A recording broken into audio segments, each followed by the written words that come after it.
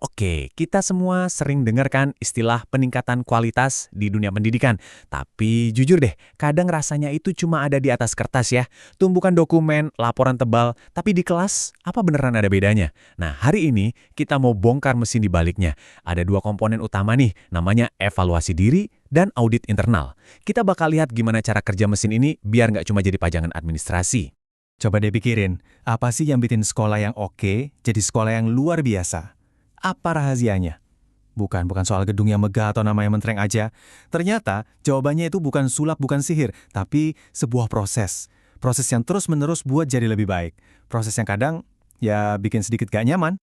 Yap, upaya tanpa henti inilah kuncinya. Dan untuk menjalankan upaya ini, ada dua senjata utama, dua alat yang super penting. Kalau dipakai dengan benar, dampaknya bisa luar biasa. Yuk, kita lihat alat yang pertama. Oke, alat pertama ini kita sebut evaluasi diri. Gampangnya, bayangin aja sebuah institusi, sekolah atau kampus, lagi berdiri di depan cermin raksasa. Tapi ini bukan buat ngecek penampilan loh, ini buat bener-bener ngeliat ke dalam. Ngeliat apa yang udah bagus, dan ya apa yang masih kurang. Jadi, evaluasi diri itu apa sih? Simpelnya, ini adalah momen di mana institusi itu nanya ke diri sendiri dengan jujur sejujur-jujurnya. Hei, kita ini udah sejauh mana sih? Apa yang kita bangga-banggain beneran sesuai nggak sama standar yang kita buat sendiri? Nah, ini nih, dasar dari refleksi yang beneran, bukan cuma formalitas. Dan tujuannya itu banyak banget. Bukan cuma buat ngisi formulir akreditasi loh ya. Ini soal benar-benar menilai kinerja. Mencari tahu kekuatan kita apa ya? Oh, mungkin metode ngajar kita yang keren. Sekaligus berani ngakuin kelemahan kita di mana. Mungkin fasilitas lab perlu di-upgrade. Nah, hasil jujur inilah yang jadi pondasi buat rencana ke depan. Jadi nggak lagi ngawang-ngawang atau pakai asumsi doang. Tapi biar ngacanya ini ada gunanya, ada aturannya. Pertama, harus objektif. Jangan cuma pakai perasaan, kayaknya udah bagus deh, nggak bisa gitu. Terus harus melibatkan semua pihak, dari rektor sampai mahasiswa. Karena kualitas itu urusan bareng-bareng. Dan yang paling penting, harus pakai data dan bukti. Kalau nggak itu namanya bukan evaluasi, tapi cuma sekumpulan opini. Nah, kalau tadi kita ngomongin cermin buat refleksi, alat yang kedua ini ibaratnya kayak medical check-up, lebih dalam, lebih detail. Kita sebut ini audit mutu internal atau sering disingkat AMI. Intinya, AMI ini adalah proses verifikasi. Jadi, kalau evaluasi diri bilang, menurut kita sih semua udah oke, nah AMI datang buat mastiin. Dia bakal bilang, oke, coba kita cek. Bener nggak prosesnya udah sesuai sama aturan main yang ada? Kuncinya ada di kata independen. Audit ini dilakukan oleh tim khusus, biar hasilnya benar-benar objektif. Tujuan utamanya itu buat mastiin kepatuhan dan nyari celah perbaikan. Audit ini bakal nyari yang namanya ketidaksesuaian. Contoh, standarnya bilang semua mata kuliah wajib punya rencana pembelajaran semester. Pasti audit ternyata ada beberapa yang belum. Tujuannya bukan buat nyalahin siapa-siapa ya, tapi buat nyari tahu kenapa kok bisa belum ada. Sistemnya yang salah, perlu pelatihan, nah di situ perbaikannya. Prosesnya pun nggak asal-asalan loh. Ada 5 tahap yang jelas banget. Mulai dari perencanaan, terus turun ke lapangan buat ngumpulin data, lalu dianalisis temuannya, dibikin laporannya, dan yang terakhir ini yang paling krusial, tindak lanjut. Karena tanpa tindak lanjut, laporan audit secanggih apapun ya cuma jadi pajangan. Perubahan nyatanya ada di tahap kelima ini. Oke, sekarang mungkin ada yang mikir, jadi lebih penting mana nih, evaluasi diri atau audit internal? Nah, itu dia pertanyaannya. Sebenarnya, itu pertanyaan yang keliru. Jawabannya adalah, dua-duanya sama penting. Mereka itu bukan saingan. Anggap aja kayak dua sisi dari satu koin yang sama. Tujuannya cuma satu, kualitas.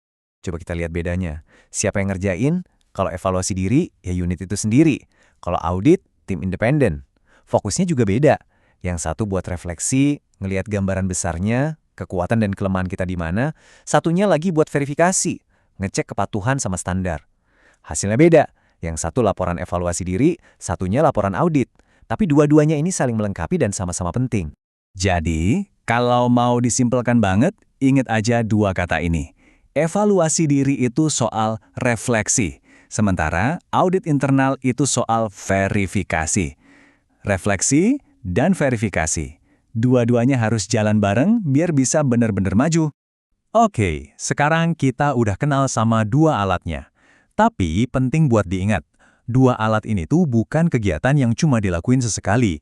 Mereka adalah bagian dari sebuah mesin yang lebih besar, sebuah siklus yang muter terus-menerus buat perbaikan. Nah, ini dia mesinnya. Namanya siklus mutu PPEPP. Gampangnya gini. Pertama, kita tetapkan dulu standarnya mau kayak apa. Kedua, kita laksanakan prosesnya. Nah, di langkah ketiga, baru kita evaluasi. Disinilah evaluasi diri dan audit internal masuk. Hasil dari evaluasi tadi dipakai buat mengendalikan proses, dan ujung-ujungnya buat peningkatan terus-menerus. Muter lagi dari awal. Siklus ini yang bikin kualitas itu hidup, bukan cuma dokumen mati. Oke, teorinya keren banget ya. Tapi kita semua tahu, di dunia nyata, prakteknya nggak segampang itu. Ada banyak banget tantangannya, tapi ada juga harapan cerah buat masa depannya. Tantangannya ini nyata banget. Seringkali masalah utamanya itu bukan di sistemnya, tapi di manusianya, di budayanya. Kita bisa bikin prosedur paling canggih, tapi kalau orang-orang di dalamnya masih nolak perubahan atau nganggap ini cuma nambah-nambahin kerjaan birokrasi, ya udah selesai. Mengubah mindset inilah perjuangan yang sesungguhnya. Tapi untungnya, masa depan evaluasi ini cerah banget dan kuncinya ada di data. Kita nggak lagi cuma ngandelin firasat atau survei. Bayangin, dengan learning analytics kita bisa tahu persis. Di materi bab 3 ini kok banyak mahasiswa yang ngulang ya? Kenapa? Atau metode ngajar A ternyata bikin nilai mahasiswa lebih bagus dari metode B. Keputusannya jadi jauh lebih tajam, bukan lagi asal tebak. Dan pada akhirnya, mau secanggih apapun sistemnya, mau sedetail apapun datanya, semua balik lagi ke satu hal, manusia. Proses ini nggak akan jalan tanpa dua bahan bakar utama. Pertama, komitmen penuh dari pimpinan. Dan kedua, partisipasi dari semua orang, dosen, staf, bahkan mahasiswa. Ini kerjaan tim, nggak bisa sendirian-sendirian. Sebagai penutup, saya mau kasih satu pertanyaan buat kita renungkan bareng-bareng. Coba deh, pikirkan institusi tempat Anda kerja atau belajar sekarang. Kira-kira, institusi Anda itu tipe yang berani ngaca dan natap bayangannya sendiri dengan jujur, atau tipe yang malah takut sama bayangannya sendiri? Coba direnungkan. Terima kasih sudah menyimak.